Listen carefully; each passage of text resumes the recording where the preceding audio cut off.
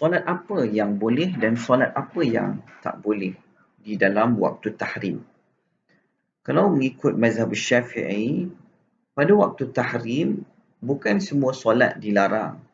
Yang penting ialah sama ada solat itu mempunyai sebab yang mendahului ataupun serentak dengan solat.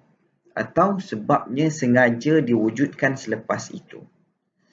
Solat yang boleh dilakukan pada waktu tahrim antaranya adalah solat fardu yang tertinggal, solat qada, solat jenazah, tahiyatul masjid, sebabnya ialah masuk masjid.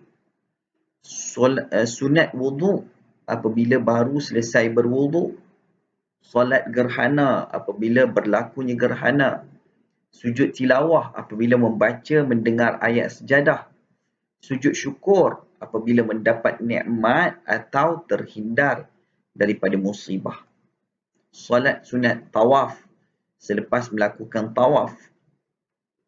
Ini secara umumnya termasuk solat yang mempunyai sebab terdahulu, sebab mutaqaddim ataupun sebab yang bersamaan, sebab muqaran.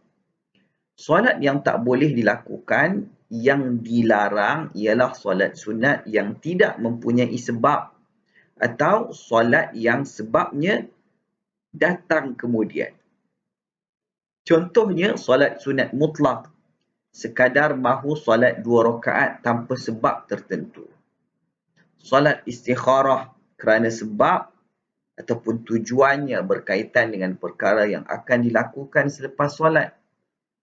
Solat sunat ihram jika dilakukan semata-mata untuk ihram yang akan dilakukan selepasnya.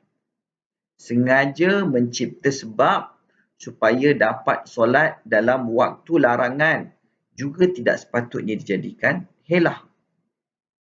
Cara paling mudah ingat, ada sebab yang sudah berlaku, boleh.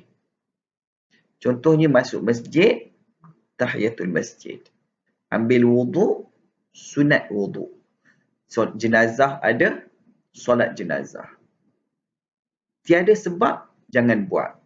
Contohnya selepas subuh, tiba-tiba hendak buat 2 rakaat sunat mutlak.